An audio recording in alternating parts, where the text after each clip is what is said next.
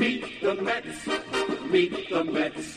Step right up and greet the Mets. Bring your kiddies, bring your wife.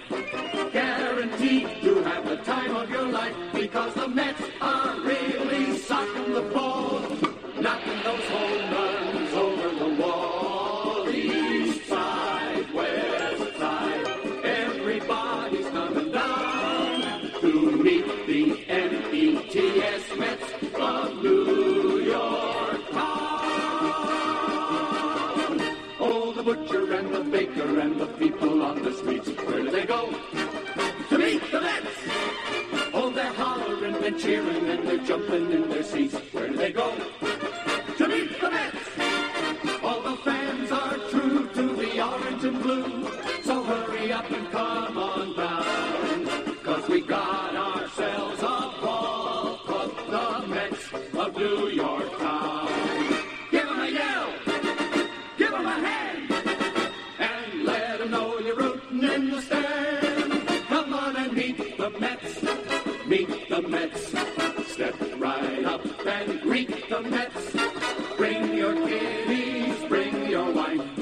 Guaranteed to have the time of your life, because the Mets are really socking the ball, knocking those home runs over the wall. East side, west side, everybody's coming down to meet the METS Mets of New York town, of New York town.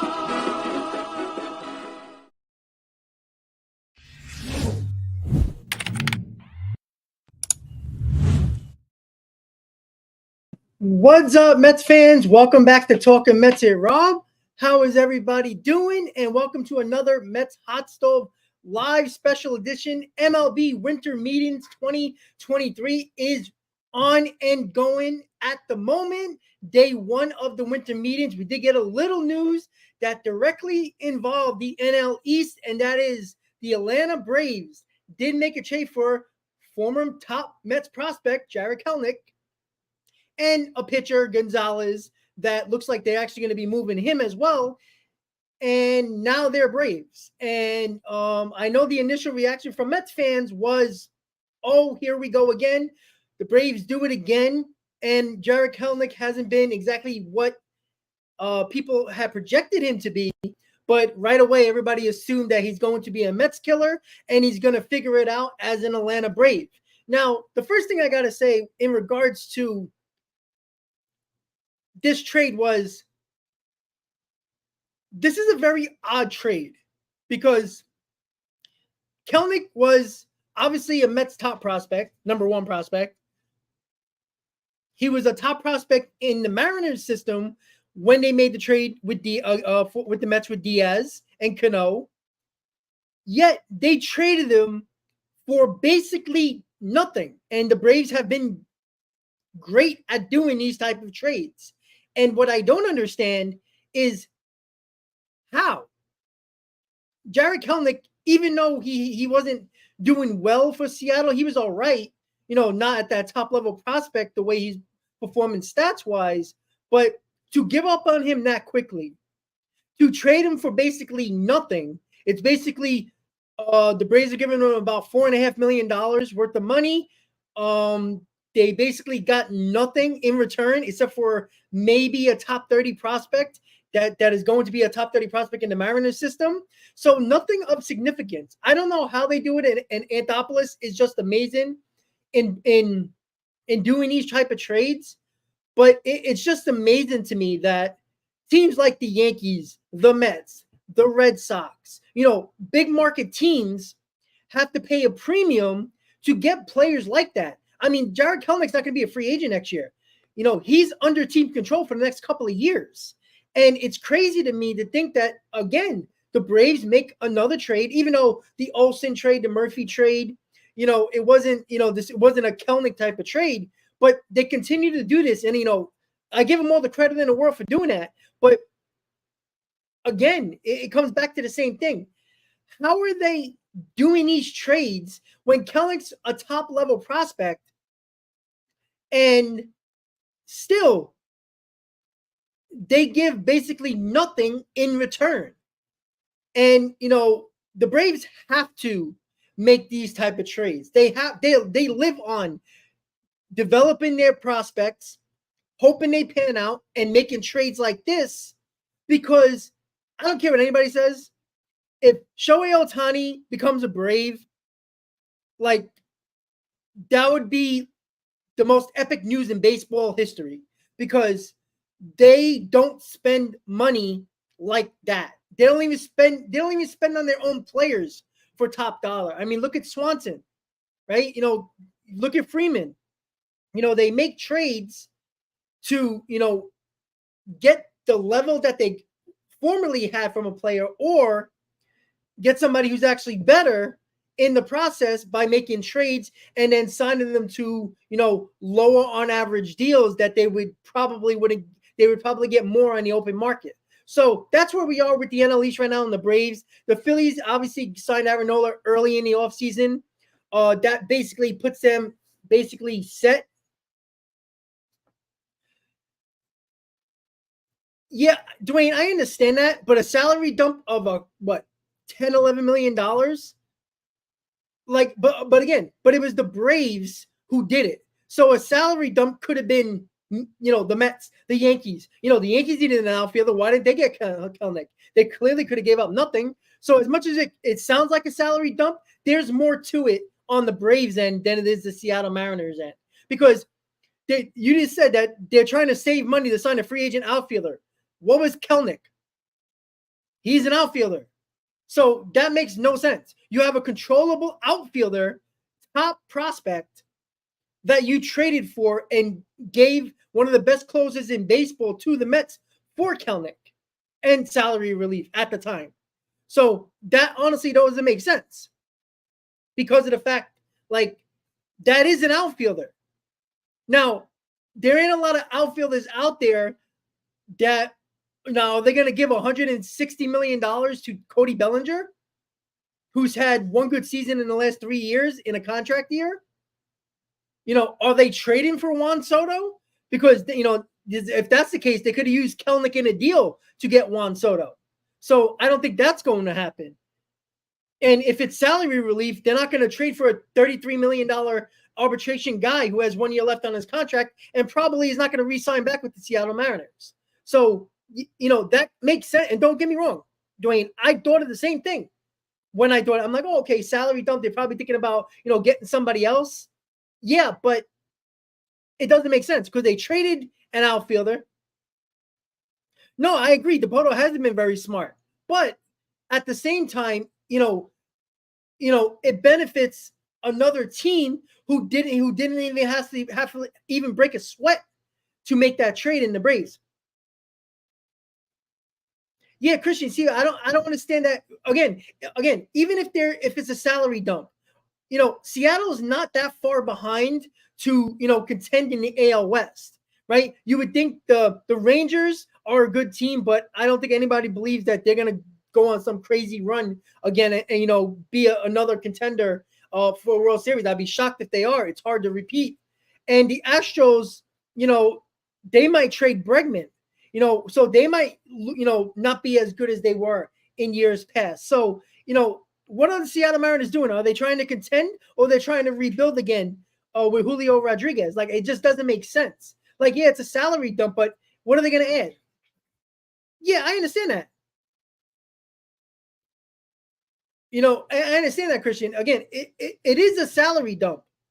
But the fact of the matter is, if they're going to bring in a Bellinger or a Soto, or what are they going to do? Bring in a $1 million, defensive, a Michael A. Taylor that the Mets have been interested in?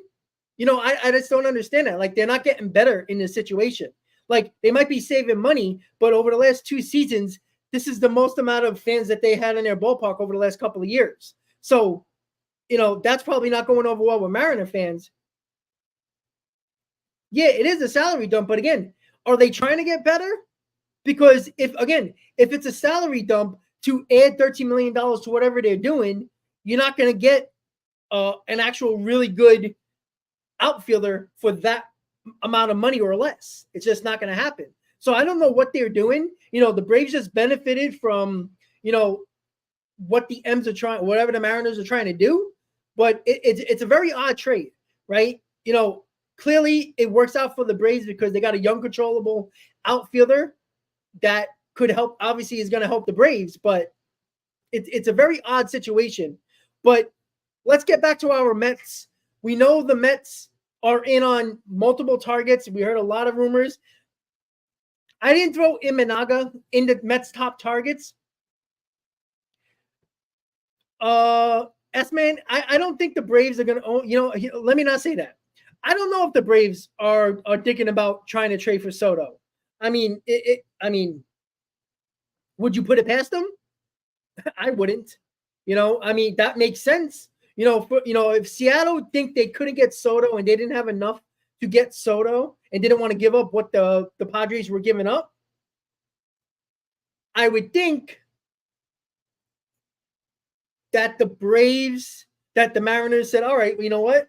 Let's just get salary relief. We'll sweeten the pot, just like Christian said, and give him Kelenic. I think they could have sweetened the pot with something a little bit less than a top overall prospect in baseball a couple of years ago. And again, Kelenic, actually, his, basically his whole aura around him and his top level talent and his basically all his, target and his potential, seems like it's not decreased, but the value is not there right now. And, the Braves just benefited from it. I don't know. We'll see. We'll definitely see, because the Braves getting Kelenic, hey, yeah, Chris, I understand they're not keeping Marco Gonzalez, but it's not like Marco Gonzalez is a good pitcher. He has a 5 ERA. He's an okay back end of the rotation, sixth starter, maybe a guy like that. But they're going to trade him. But what are they going to use for Marco Gonzalez? So, but we'll see. It's early on into the winter meetings. The Mets got a lot of work to do. The Mets, I left out Imanaga in the Mets top targets because I think the Mets alternative is a Montgomery Imanaga signing if they lose out on Yamamoto.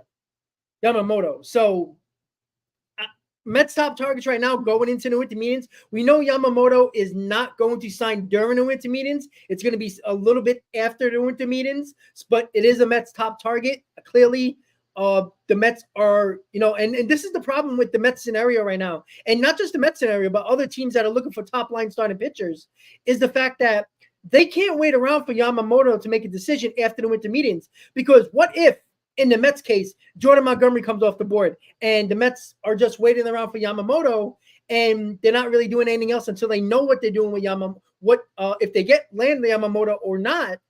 What if Rodriguez goes somewhere? What if, other pitchers that could be a middle, top end guys start going off the board trade wise? Well, now the Mets are really in trouble. And that's where I don't think the Mets can afford to make a mistake here and not be aggressive in the free agent market like Montgomery, Rodriguez, guys like that. Because I do think the Mets are going to come out of here with one of the two pitchers that are put on this board right now in Montgomery and Rodriguez, because they can't leave. They can't go out of the winter meetings not signing a top level starting pitcher, because you can't wait on Yamamoto, because you better hope you get Yamamoto if Rodriguez and Montgomery come off the board and they're not wearing a New York Mets uniform. That is a dangerous game to play. And as of a day ago, Jung Hoo Lee, who was posted by the KBO, by the Kiwoom team in the Korean League, have posted Jung Hoo Lee, and he is technically he's a center fielder, but he can play all three outfield positions. He is not a guy that shows a ton of power at all. He is a big average guy, a career 340 hitter. And I did a video on him yesterday stating that he is a Korean Jeff McNeil.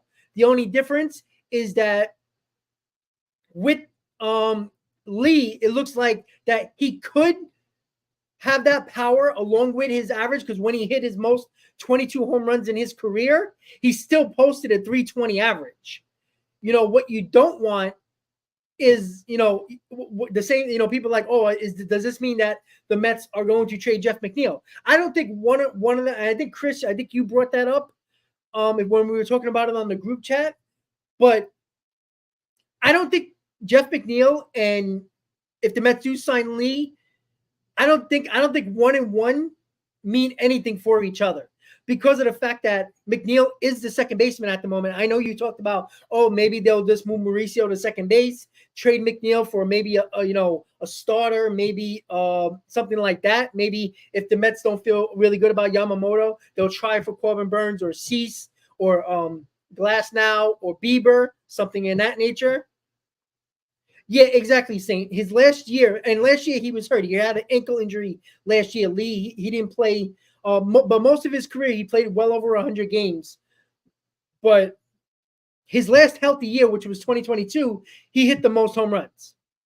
So now I don't know if he was looking into hitting more home runs, because a lot of these, especially the hitters in the Japanese league and the Korean league, when they know they're going to get posted, they want to catch eyes of more teams than less teams, right? And what you're lacking that teams might be looking at in Lee's case is home runs, is power. So I think he would have been posted this year anyway, so it would have made sense for him to, show that he has some power, which he did. Again, he didn't play a lot of games this year because of an ankle injury, but listen, I would not be mad if Jung Hoo Lee is on the Mets. You could put him in left field, no problem. Every now and then when you want to take it easy with Nimmo and his legs, you could throw him to a corner outfield position and throw Lee in center field. That is the thing. And exactly, saying he's young. He's 25 years old. And, he's still very young. He probably can build up in his body type a little bit more. He's not, Ohtani size or anything like that, but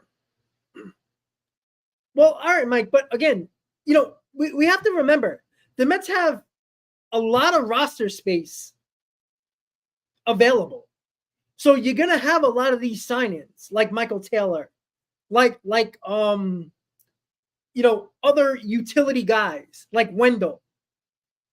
And that's the whole point that we have to understand here. The Mets have a lot of roster spots to fill. You don't have that many roster spots to fill in your lineup, let alone you have a couple of spots in your rotation, a couple of spots in your bullpen. So you have to remember, the Mets have DJ Stewart and Joey Wendell as bench pieces right now. That's it. You need at least another outfield utility guy, defensive guy for the most part, which Michael Taylor is. And you probably need another infielder utility guy as well. You need at least 2 infield guys and 2 outfield guys that are on your bench. And what's the good thing about Joey Wendell is that he can play every infield position for the most part. Now, worst in an emergency situation, he could play first base. We know he can play second. We know he can play short, and he can play third as well. When it comes to a guy like Michael Taylor, who can play all 3 outfield positions. Yeah, I understand that, Mike. But again, where have the starters signed anywhere? Anybody who is any significance, nobody signed yet. So you're panicking over something that hasn't happened yet. The only one that really has signed that I think the Mets probably might have targeted was Aaron Nola. But Aaron Nola didn't want to go elsewhere. According to multiple reports, Nola took less money to go back to the Phillies. And Sonny Gray was never an option. Sonny Gray was not coming to New York. I know, Pete Hoffman on WFAN and a couple other hosts on WFAN were so pissed off that the Mets didn't go after go after Gray. Sonny Gray was never going to come here. Like, I don't understand the whole point in that. Like, Nola didn't want to go anywhere else. That was clear. He used a little bit of leverage to probably get the price up a little bit from the Phillies, but he still took less to go back to the Phillies. And Sonny Gray took a deal where he really liked the Cardinals team and organization, and obviously the fan base, and it was easier for him to choose there. He was never coming back to New York. He had a terrible experience in New York, Gray. So you think he's just going to come back and says, oh, second time's a charm? No, these players don't think like that at all. Yes, and that's the whole point. And again, Mendick and Ortega was after the trade deadline, so they would have never been up in this. If the Mets never had a trade deadline like this, those two guys would have never been up. But it's other guys, right? Luis Guillorme was, let's be honest, terrible last year. And, you know, the two things that we have to understand with David Stearns, and again, everybody that I've known, that I've spoke to, a lot of people in the chat, a lot of subscribers on the channel, all wanted David Stearns. Everybody thought it was a good hire. Everybody wanted him. Yet, do people do their research when they talk about a guy that they want to run an organization like player acquisition, which David Stearns is doing? If you didn't do your homework, David Stearns is doing exactly what he's done in Milwaukee with the Mets when it comes to bullpen and bench. David Stearns is, if you look back at the Brewers rosters, he always had versatile guys on his bench who could play multiple positions. Not a lot of them that, you know, are great offensively. You'll have one guy or two, most likely one, that has some pop in his bat. DJ Stewart is that guy, right? Joey Wendell can play in multiple infield positions, right? He loves versatile bench pieces. That's what he did, right? Luis Guillorme was a big disappointment and a big reason why the Mets weren't as good as they were in 2022. Their bench was anytime the Mets put their bench to start a game, you weren't worried because you knew they were going to do the job. Last year, they didn't. You need guys to step in and do the job. Okay, Joel, that's fine. You can say whatever you want. And again, Stearns never said that. Stearns always says, and again, if you believe, again, if that's the case, why are the Mets in on Yamamoto? Why are they in on John Montgomery? Like, it doesn't make sense. Like, if that's the case, sign, you know, don't even sign anybody. Put McGill as your number 3, you know, put Corey Seager your number 1, you know, bring up Mike Vasil. Why not? Yeah, Joe, he said to lower expectations. You know why? Because Cohen didn't like the fact that he made, oh, you don't mean Yamamoto. Why not? What's the point of having him then? Why spend all that money if you're not even going to try?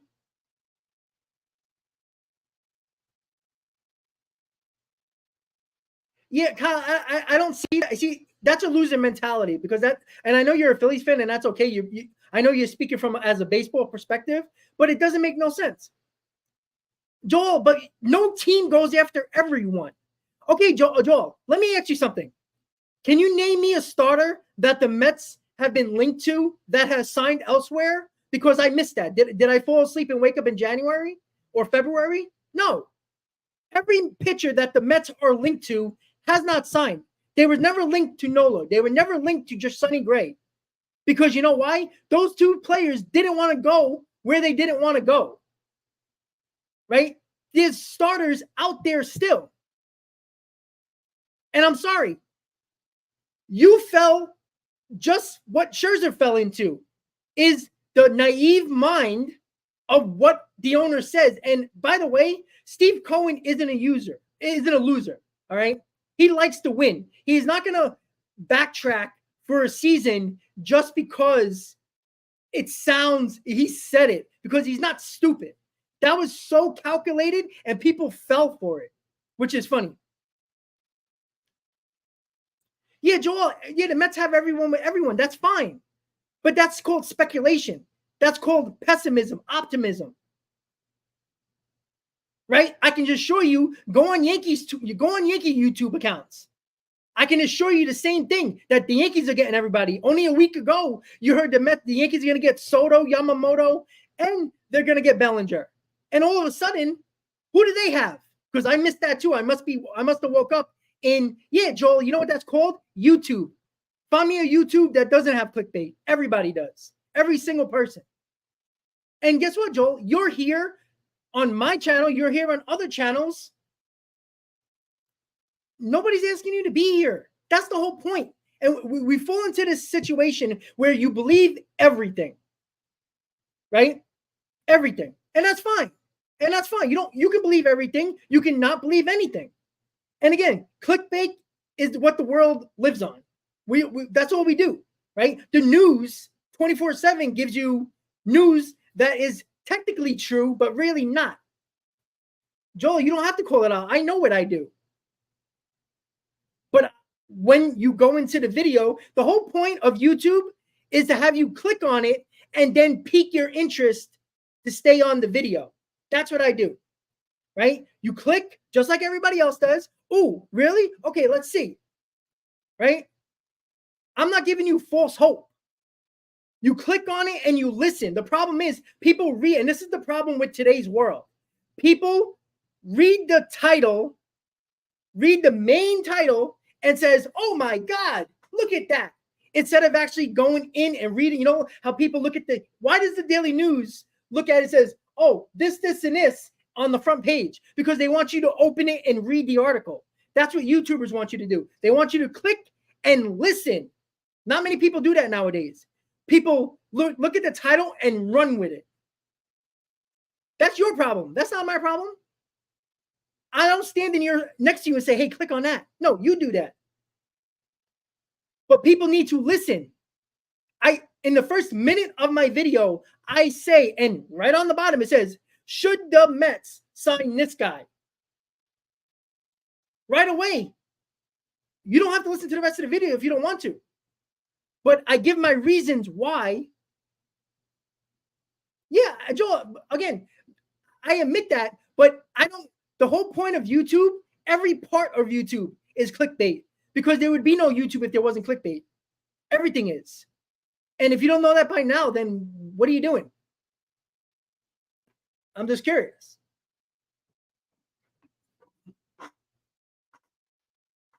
Yeah, Frank, that's fine. But again, we act like the New York Mets are missing a ton, right? We know they need starting pitching. We all know that, right? But again, people who are freaking out forget the fact that the starters that the Mets are linked to are still available.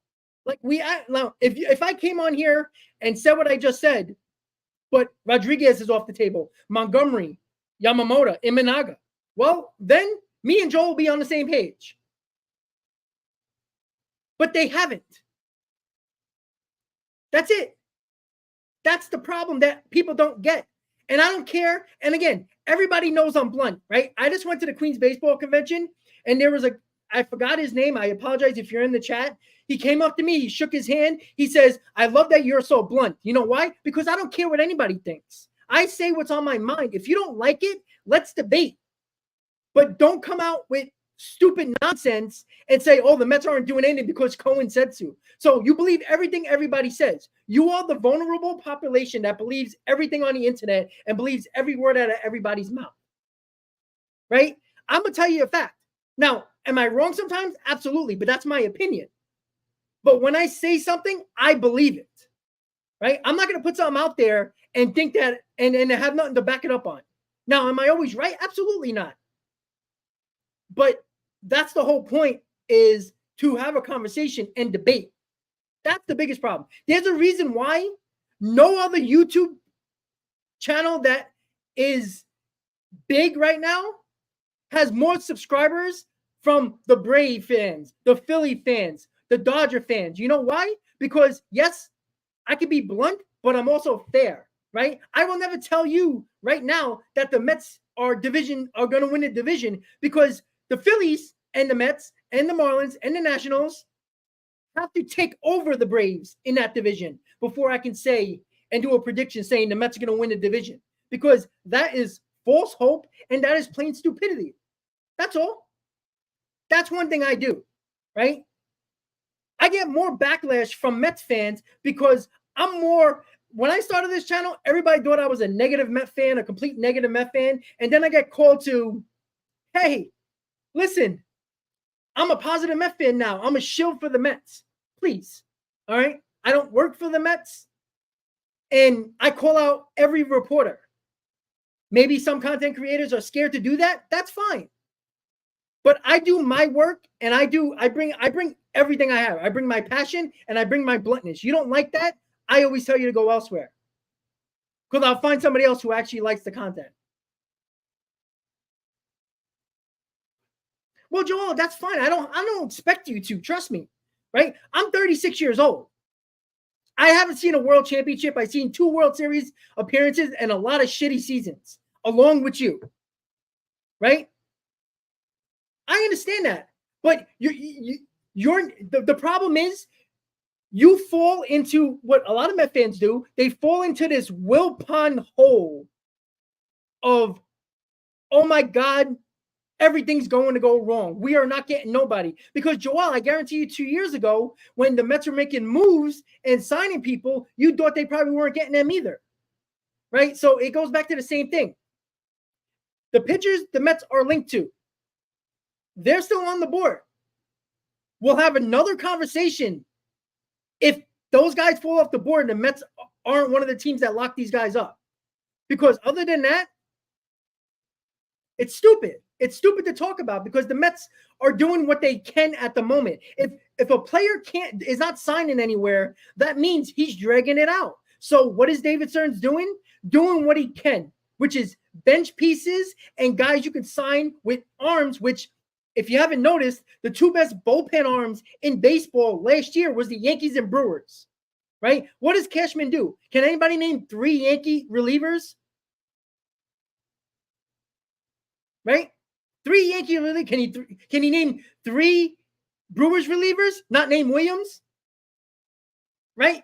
That's the problem. Because we're killing David Stearns for exactly what he's doing with the Brewers, with the bullpen. And I've said this many times. The bullpens are a crapshoot. A team that made the World Series traded their closer for another closer. They got Andrew Chafin, the Diamondbacks, who every Mets fan wanted, and they had no problem trading them for Paul Sewell. At the time, everybody thought it was a stupid move because Andrew Chafin was the better reliever. But guess what? That kind of worked out for him, right? It's not all about the names you know that develop into good bullpens. Because the 2 best bullpens in baseball last year, most baseball fans can't even name 3 or 4 relievers in their bullpen. Hector, very nice to meet you at the QBC. Hector from Washington Heights. That's my guy right there. Absolutely. Yeah, listen, bluntness is my forte, right? I'm blunt. I'm not gonna lie to you guys. I have no reason to. Because if I'm lying, what am I doing here? Right? And this is not me saying I know everything because, trust me, I sure as hell don't. But I do know that guys are not off the board, right? I'm a pessimistic Mets fan just like everybody else, right? We're waiting for the other shoe to drop. But we also have to get out of that mentality that the Wilpons put us in. It's going to take a while, but you also have to understand that everybody wanted David Stearns here. Why aren't you trusting him? Right? He did nothing with no money, no assets at all with the Brewers, yet they win divisions and they make the playoffs. Now, playoffs are a crapshoot now. So I don't care if you win a division or you're the 3rd wildcard team. You can win it. You can win a World Series just like anybody else who could be the best team in baseball. So the key for David Stearns, get us into the playoffs because anything can happen. And in his career as GM with the Brewers, he's done that, right? It took him a couple of years to get the team that he wanted on the field at the best of his abilities with the lack of resources, and he got it done, right? I don't care what anybody says. If we care, if the best teams in baseball always win, then the Dodgers should have 5 championships by now. The Braves should have 5 championships by now. The Yankees should win every year, right? But it doesn't work like that. Because why would we watch sports if it wasn't so random, right? We know in the NBA, there's probably about 5 teams that are going to win a championship, right? That's the point. Exactly, Chris. Stearns traded for Yelich, right? And people who are thinking that he won't trade any prospects because Steve Cohen wants to develop our farm system, that's fine. Cool. But That's what drafting's for.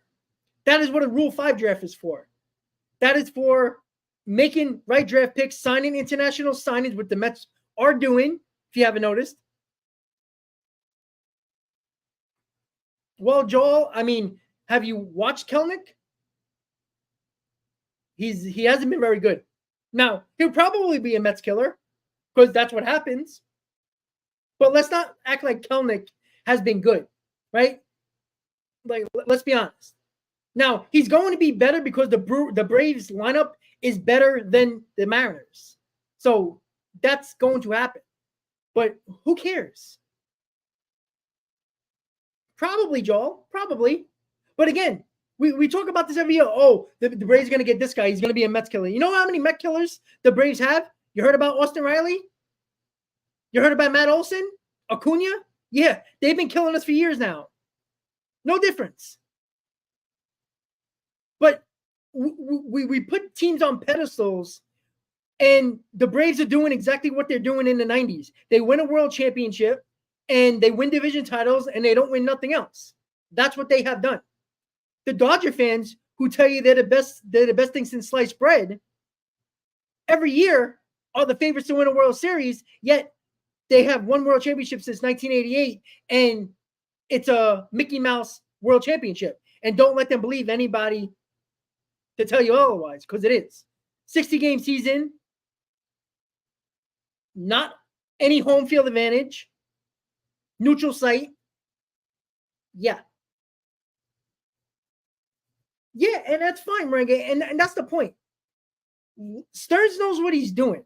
Stearns has resources now to use those smarts, to use the people that he trusts around him, to do what he did with the Brewers, but more. You don't think David Stearns would have loved to do more, right? You could look at the Brewers and say maybe they just needed another bat, but maybe they couldn't do it because the owner says, I'm not putting salary on this payroll. What is David Stearns supposed to do? Nothing, right? Steve Cohen is not going to go into David Stearns' office and David Stearns says, hey, listen, I can sign.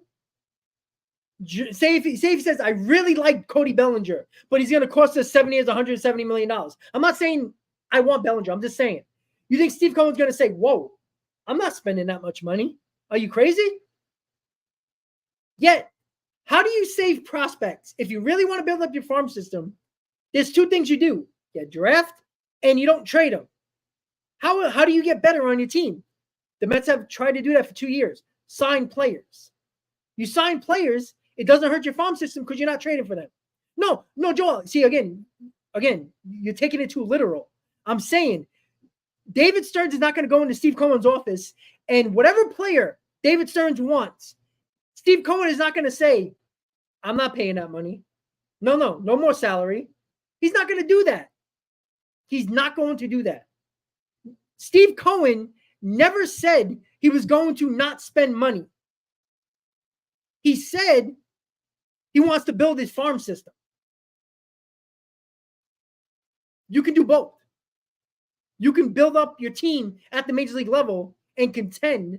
And again, people are like, oh, well, he said we're going to contend in 2024. Well, what the hell else are you supposed to do? People take that word and say, oh my God, he's not talking about winning the World Series. Well, of course he wants to win a World Series. But you take the word contend and say, oh, we're going to contend in 2024. What the hell are the Mets doing in 2022? Were they not trying to contend? Just because Cohen didn't say it, then it doesn't count? Okay, Joe, but going crazy is not filling a roster with what you need. Right? Jordan Montgomery and Yamamoto isn't back page news. It isn't, Ohtani signing or trading for Juan Soto. That's what he's talking about. That's the problem with people that don't understand. Maybe Cohen already knew that Ohtani was never going to be an option. So he wanted to lower expectations because if people were just going crazy about Ohtani to the Mets. Okay, Joel, but those are not crazy signings. Those are smart signings that are going to help your team contend. Go figure. I'm going to use that word. Yes, you want the Mets to contend. right? That's the point. Joel, that's fine if he's going to be a disaster. But that's the point. Contending is trying to win. Just because he's not going to sign Ohtani and trade for Juan Soto, that's what Cohen was talking about. Because 2023 offseason, right? Going into 2023, that offseason, we got another big name in Justin Verlander. 2022 offseason, right? We signed Max Scherzer. We traded for Chris Bassett, right? We signed Cannon. We signed Marte. We signed Escobar. Those are, we get other bullpen arms. We get Ottavino. Those are actually the biggest, a lot of big targets on the market. Chris Bassett was an excellent signing. That's the problem. People take, we're trying to contend. And then they take it as, he's not trying. Huh? Do you know without trying, he's going to have a $300 million payroll because you have to add people to your roster? I mean, come on, guys. You have to be smarter than this. He sold Scherzer a bill of goods because he wanted Scherzer the hell out of here.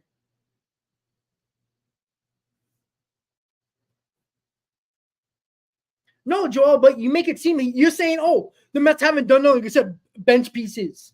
Well, yeah, because that's the only thing that is available to make a move on now because other pitchers are dragging it out. The starters are dragging it out. Why is Montgomery going to sign right away when he can drag it out? That's the point. So we know the Mets move so far. It's obviously the biggest one, if you want to call it big, is Severino for the back end of the rotation. Not a bad signing. You can get, it's a low risk, high reward. Ain't going to make or break, the bank or anything like that. $13 million. Andre Scrub. Sorry, I spelled the name wrong. Joey Wendell, obviously, utility guy. Kyle Crick. Sulser, Adams. You know what all those relievers have in common? The same thing David Stearns does with his bullpen with the Brewers. He signs a ton of arms, and the best ones make the team. That's how it goes. Almost all of them were on minor league deals, right? Scrub pitched in the Puerto Rican Winter League. He was hurt the year before. Yuki, what's up, buddy? But he's looked good and healthy in the Puerto Rican Winter League, which is nice to see. Again, a lot of these guys are not known names, but what I think people forget is that David Stearns has been excellent with the bullpens. He knows what he's doing with the bullpen. And I think what he's doing, and I have no problem with this, is that getting known names doesn't automatically make you have a great bullpen, right? The Mets can sign any big name. I heard Jordan Hicks. I heard Hader. Hey, you want to get Jordan Hicks? Hader, David Robinson, great. All names that everybody knows. Are we sure the Mets are going to be good in the bullpen just because of the names? No. Again, I go back to it. Name me three Brewers and 3 Yankees bullpen arms that are not their closers, which is Williams, right, for the Brewers. Just name them. Right? That's the point. The point of the matter is bullpens are fickle. Bullpens are a crapshoot. That's what we know. So getting arms to a minor league deals are only going to get the best out of the best these guys can do is go into spring training, show what they have. If they look good, put them in the bullpen. There's nothing wrong with a guy. Say if Andre Scrub is a guy that nobody knows of, but what if he pitches really well in spring training? You don't want him in your bullpen? Absolutely. Yeah, exactly. Joel, exactly. We agree on that. 100%. The bullpens are a crapshoot. But one thing I do know is that David Stearns has had a top 5 bullpen when he was GM of the Brewers. So that's important. No, it can't be. But again, it's what's available right now. He's getting guys that are willing to sign minor league deals that had some success a couple of years ago. Some guys, a guy like Scrub that was injured last year, right? But he was good when he pitched. That's what he's trying to do, and that's fine. But again, you know what? There's no reason why he can't sign David Robinson. He can't sign Jordan Hicks. He could do all that. But that doesn't make it a successful bullpen.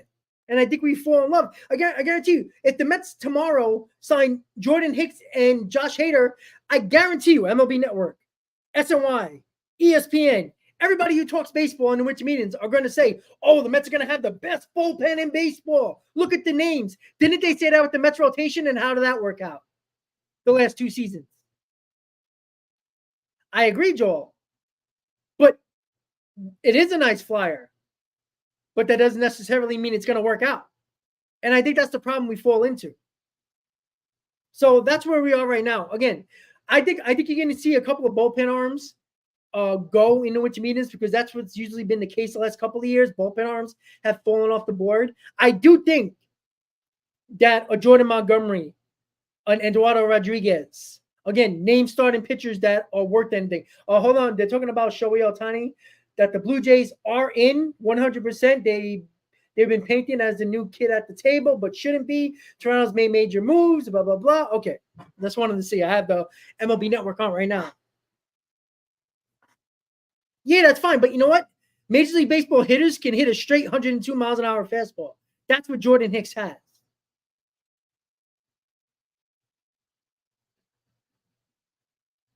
Well, and right wing, that's the point.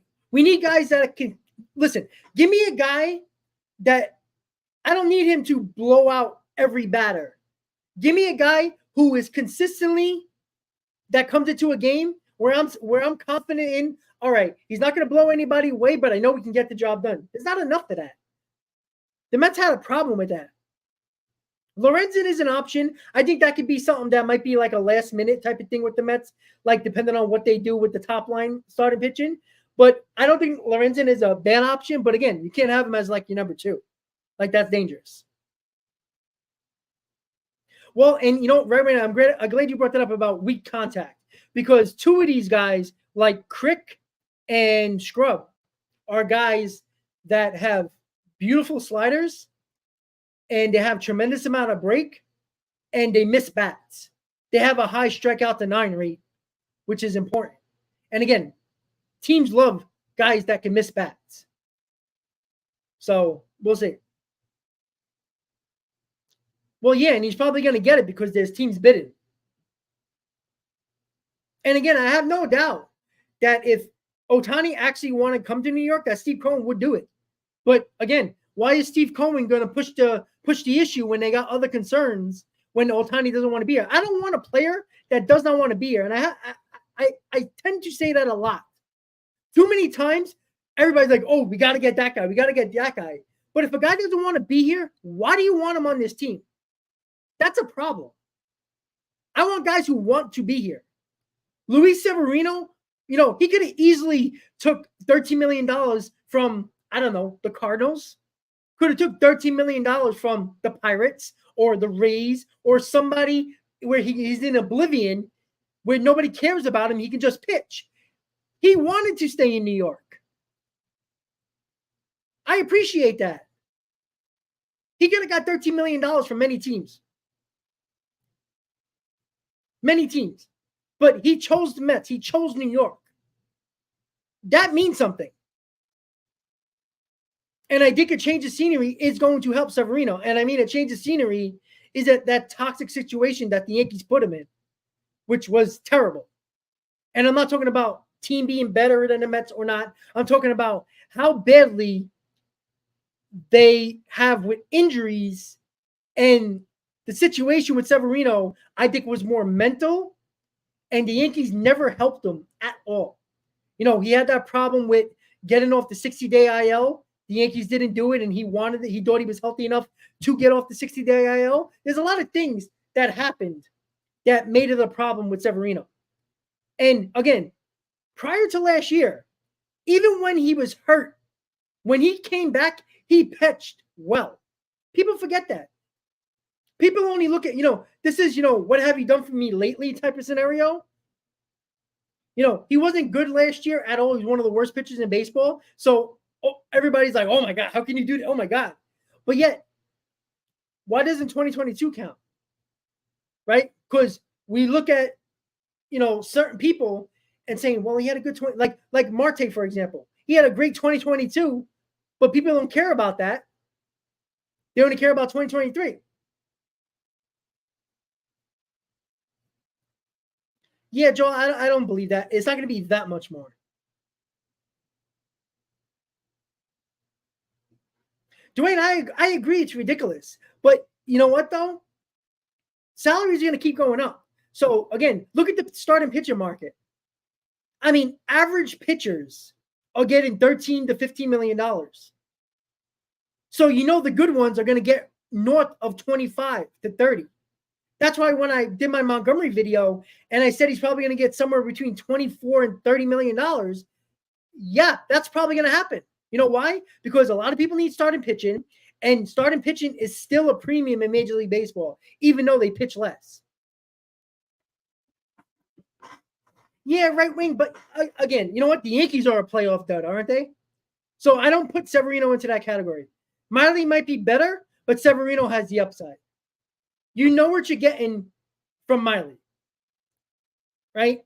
You're getting an average pitcher who is what he is. Severino, I think there's more upside. I think Severino being okay is what Miley is. If Severino finds it, you got an ace on a top of the line starter on your hands. Well, Joel, I think that's what the Mets are doing. And that's why they're probably, they can sign Michael Taylor. And again, if the Mets get Jung Hoo Lee, right, and you have Nimmo in center, Lee in left, you don't necessarily have to go insanely crazy for a right fielder, right? If DJ Stewart is an option or Michael Taylor, I know one thing. I know balls are not going to get past Michael Taylor. And, Michael Taylor is not great offensively, but it's what you do on the other end of your lineup. Like Jung Hoo Lee is going to already help your lineup. And, people forget that there was two problems with the Mets last year. When they had people on base, if it wasn't Lindor and Alonso, they had no run producers. And that was a big reason why, because Marte was a run producer in 2022. That hurt. With Jung Hoo Lee, do you look at his RBIs? He has between 70 and 85 RBIs in most of his seasons. You have to pay somewhere between $20 to $22 million for a guy that has that many decent RBIs. And he's a guy that has shown that he started to hit for power, and he's probably building within himself as well. So I agree, Joel. That's what I'm saying. That's why when people say, oh, the Mets are so far away, no, they're not. You know how far they were? A month of June away. Because if Mets would have been a 500 team in June, they would have been exactly where the Padres were, exactly where the Cubs were, exactly where the Diamondbacks were at the end of the season. We act like they're that far away when they're in all. If you put it into a, in a box right now, it's not that far away.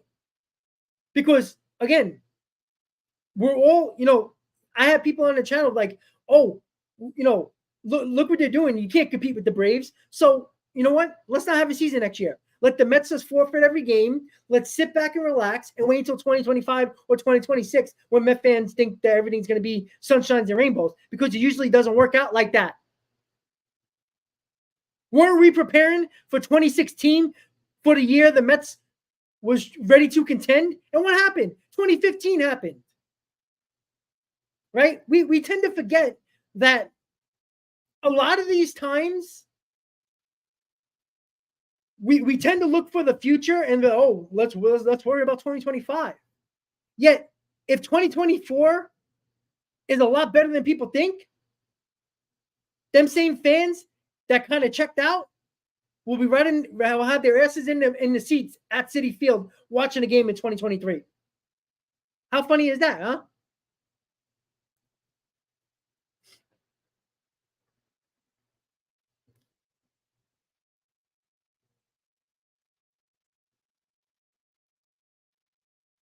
Well, again, but you're taking Severino signing as more than what it is, I think. Yeah, Daniel, but again, what have you been concerned about, or who's been off the board that you want that the Mets haven't signed and they went elsewhere? Like, I think we're forgetting the fact, again, you fell for that silly narrative. Yeah, going all in is trading for Soto and signing Juan Soto. I'm sorry, trading for Soto and signing Ohtani. That's going all in. If the Mets get Yamamoto and Montgomery and say sign Jung Hoo Lee, guess what? Yeah, that's still not all in, but guess what? That's pretty damn good.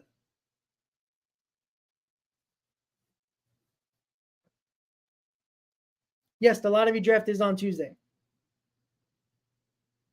And that's the thing that, like, all right, we're not going all in. You know how broad of a line that is? Put all in quotation marks.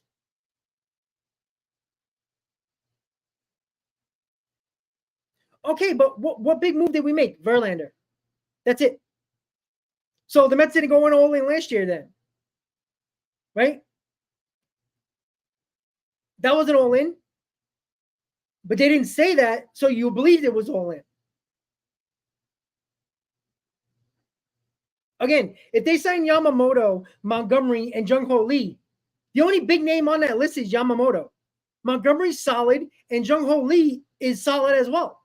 It's not a big all-in offseason, but it doesn't have to be. Yeah, I understand that, but all in is Soto and Ohtani. That's all in. You can't tell me if the Mets don't do that, there's no way they're going to be able to win a World Series. Because there's other teams that are not going to have Ohtani and Soto that are going to try to win a World Series, and probably a team that probably doesn't have Ohtani and Soto is probably going to win a World Series, because that's what happens. So all in is such a broad comment that's silly. Okay, Daniel, that's fine, but there's nothing wrong with that. Again, demi players that we can compete isn't competing winning 90 games, 92 wins. Daniel, that's fine, but again, that's what Steve Cohen meant. Steve Cohen wanted to lower expectation on the Ohtani/Soto situation this offseason, because that's all that was talked about.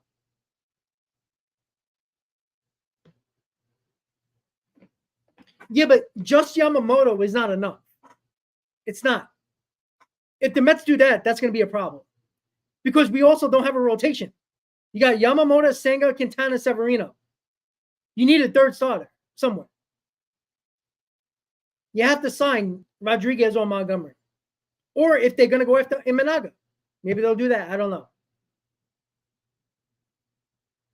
So that's where we are right now, guys. So we're going to end this in a couple of minutes, but don't forget, I'll be back later tonight with the boys from the Mets Roundtable, Chris, Hayden, Nelson, and myself on a special edition MLB Winter Meetings Mets Hot Stove right here, 7:30 tonight. Hopefully by then, the Mets made some moves. And again, don't panic if the Mets do sign Michael Taylor. That's another very good bench piece that the Mets need. We forget about the bench. That's important. You sure about that, Joel? Because he has the highest strikeout rate in the Japanese league, higher than Yamamoto. He has more strikeouts than anybody else in Japan. And that's a league with hitters that don't strike out, like Major League Baseball players do. He misses bats in a league that doesn't miss the ball. They put the bat on the ball. So that tells me that he's hard to hit. He might not be the hardest thrower.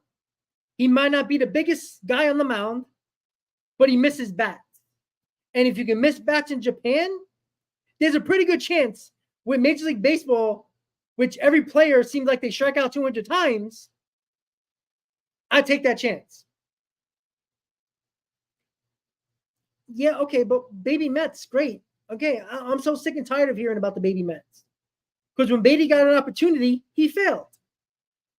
Mauricio, at least shown when he got an opportunity, he did something.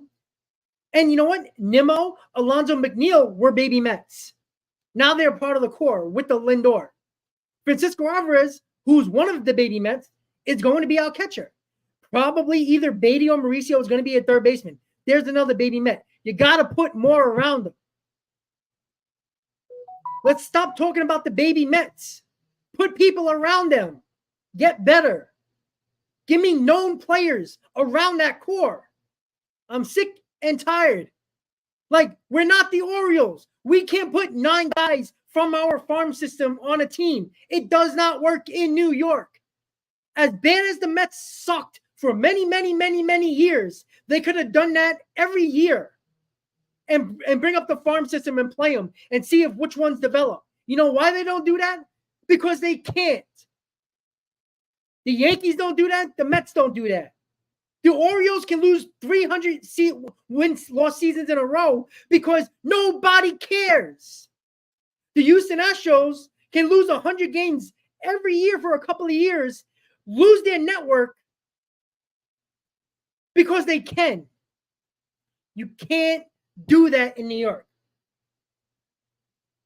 Yes, you can.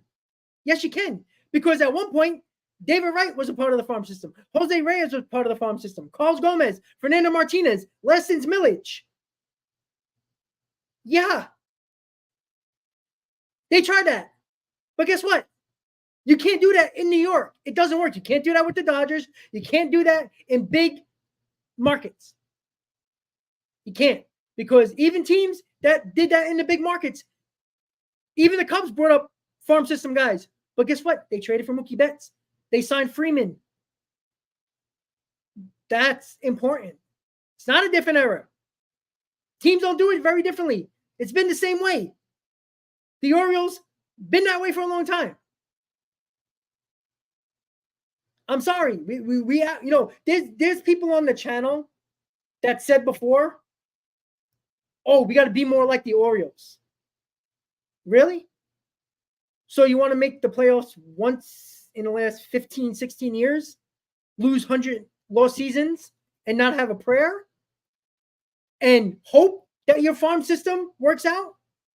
Because there's more of a chance that your farm system fails at the big league level than actually works out. And I say this again. Really, Daniel? How did the Texas Rangers win? Wasn't with top prospects all over the place. Who was the World Series MVP? They signed him. That was a big free agent. They traded for Scherzer. They traded for Montgomery. They signed Eovaldi. They were a top 10 payroll who won a World Series. Top 10 payrolls win World Series. Let me say that again. Top 10 payrolls win World Series. Spending is important. You just have to spend on the right guys. That's it. Right? The Diamondbacks, as good as they were in the postseason, had no chance against the Rangers at all. No, Daniel. No. It does work. It does work. It does. Because even the Astros traded and signed Cole. Even the Astros traded for Verlander and signed Verlander. Yes, they have a lot of homegrown talent, but they also made a big trade when they needed to. They also signed and kept guys that were part of that team, like Cole, like Verlander.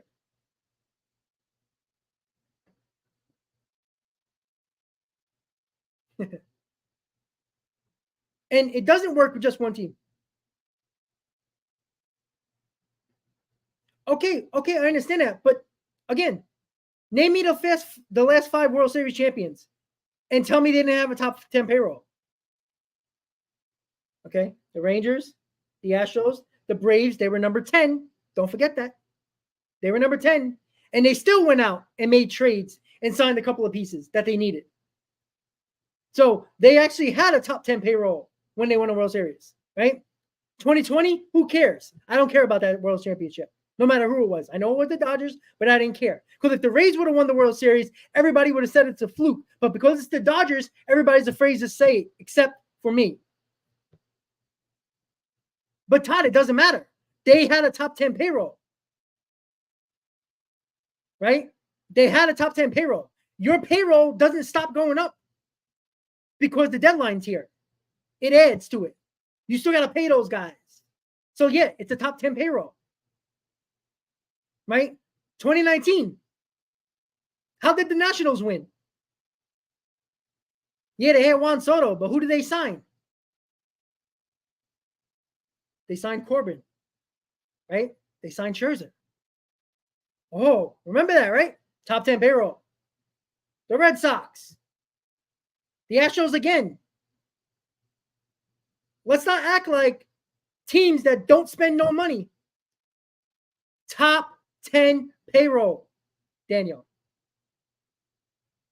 I didn't say it's a guarantee to be the number one payroll in baseball and win every year because the Dodgers should have 13 World Series championships over the last 13 years. The fact of the matter is, this whole concept and this argument that spending money doesn't win championships, yes, it does. It's not the end-all be-all. But let's not act like the Rangers had 8 guys from their farm system playing in the World Series because they didn't. They didn't.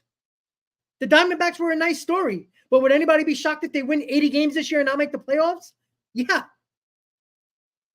Right? The Rays, a team that if they would make one big sign-in and maybe a one big trade at the deadline, they can win a World Series probably. But guess what?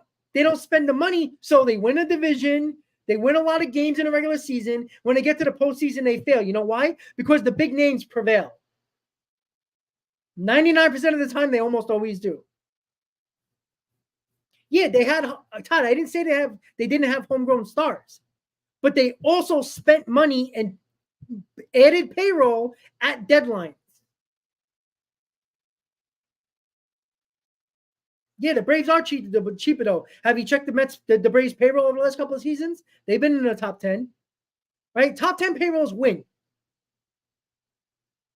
right? It's rare that the top 3 payrolls in baseball didn't make the playoffs last year in the Yankees, Mets, and Padres. That's usually a fluke. I'm sorry. The Orioles, they win one year and everybody wants to be like the Orioles. Everybody wants to be like the Rays. The Yankees tried it for years, right? The Yankees tried what teams like the Orioles and the Rays are trying to do or continue to do. And what happened? They didn't go after big-name free agents. They didn't trade for the right guys. They didn't spend the money on a shortstop when they needed shortstops, when there was about 100 of them available. Why? Because they said, oh, we have our shortstop, Gleyber Torres. The Yankees, they've been trying for years to get rid of Gleyber Torres. Where's Gary Sanchez? Frazier? Where are those guys? Aaron Judge was the only one.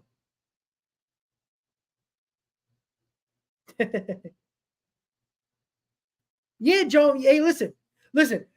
How about this, Joe? Eliminate the Braves from the playoffs so we can beat you in the NLCS. I love you, Joe. I love you, Joe. All right, guys. So winter meetings are here. The New York Mets got work to do. You see the top 3, and they're talking to AJ Preller right now. I'm assuming they're going to talk about Soto on high heat.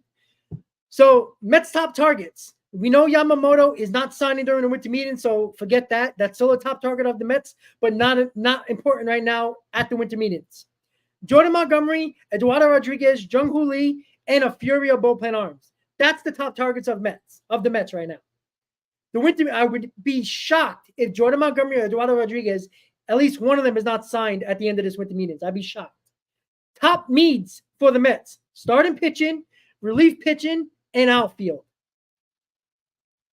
We'll see how that goes. We haven't really heard a lot of names associated with basically anybody right now linked to teams yet because the bullpen market is slow, but I think it is going to pick up in the winter meetings because it's been that way the last couple of years. So we'll see. Yeah, true. Absolutely. But we act like the Mets don't have homegrown talent. Does everybody forget Nimmo, Alonso, and McNeil? They don't count. Like, we forget about that. Like, we act like they're not homegrown and they just showed up out of nowhere last year. Yeah, I know, Todd. I know. Yeah, and you know what, Mike? If the Yankees don't get Soto, it's because they're prospect hogging once again. And if the Yankees get like a guy like Bellinger, I don't think it's necessarily bad signing, but it shows that Cashman did not want to give away prospects again, and that burned him over the last 5 years. Because the Yankees, who in 2017 were this close to making a World Series against the Astros with all that homegrown talent, and all they needed was maybe another piece here or there, and they never went and did it.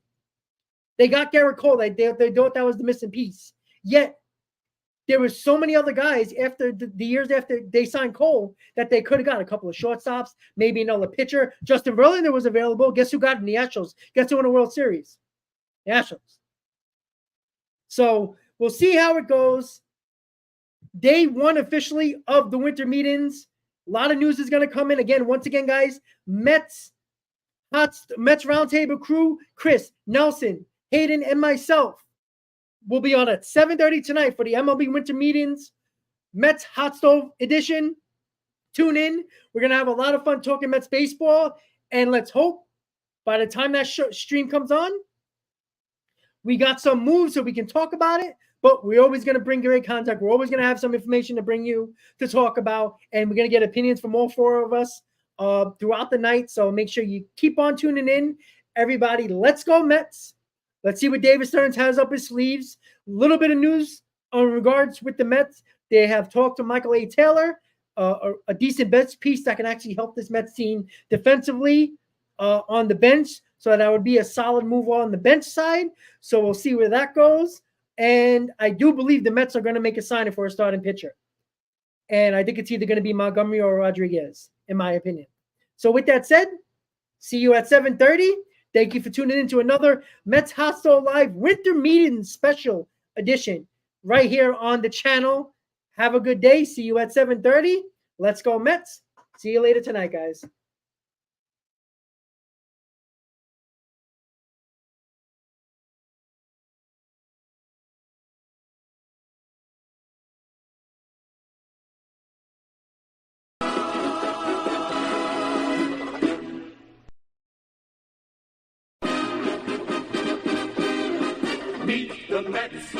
Meet the Mets, step right